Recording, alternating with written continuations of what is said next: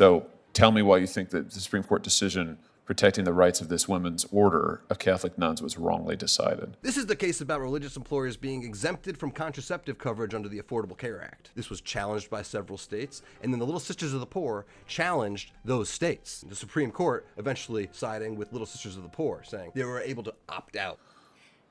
As a sitting judge, Senator Hawley, and as a nominee, I would faithfully, fully follow. Yeah, but that's all not what I'm asking you. applicable- Ooh, you don't want to get caught by Hawley criticizing nuns. Big tech CEOs, yes. Nuns, you're going to have a bad time. Let me ask you about some of the comments made by the Lawyers Club of San Diego, and I just want to be sure before I do that. You've been involved extensively with that organization. Is that right? Do I have that right? Senator Hawley, I was a member of the 15-member board of directors for the Lawyers Club of San Diego, which is a local bar association in San Diego that deals with women's issues. But I have stepped away from that board when I became a sitting judge, just as I've stepped away from all advocacy. And now in my courtroom, I decide all the cases that come before me on the facts and the law only, without regard to previous advocacy positions. Okay, got it. Thank you. Let me just ask you about some of the comments, some of the statements that the Lawyers Club has made. In a 2020 press release, the Lawyers Club blasted the U.S. Supreme Court decision in Little Sisters of the Poor. That press release said that the decision was, and I'm quoting them now, a devastating blow to women's reproductive justice, end quote, and that the decision perpetuates inequality. That's a quote.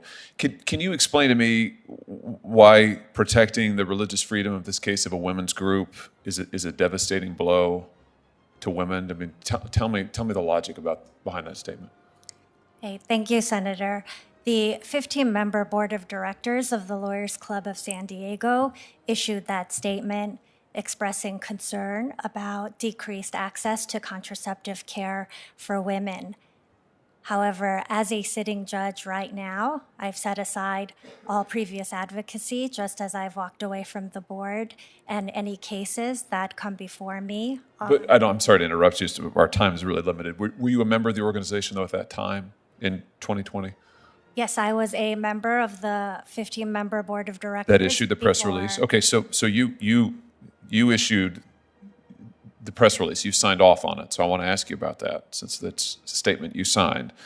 Tell me why the Supreme Court's decision in this case, protecting the rights of a female religious group, the Catholic Order of Nuns, is a devastating blow to women. I want to understand that statement for the record. So explain that for me.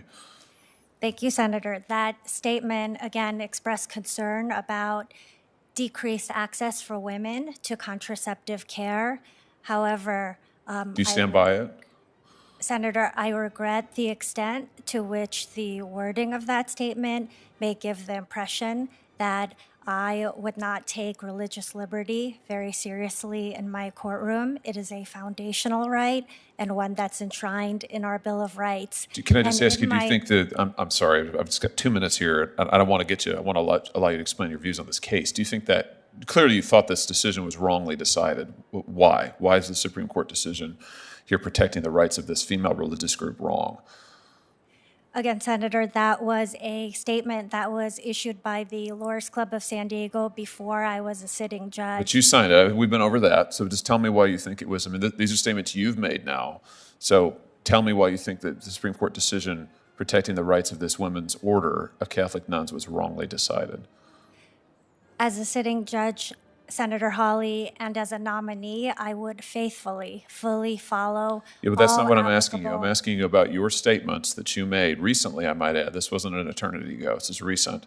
These are cases that are from the United States Supreme Court. You've criticized very sharply, I think it's fair to say. Explain to me why you think it was wrong, this outcome in this case, and why you criticized it so sharply.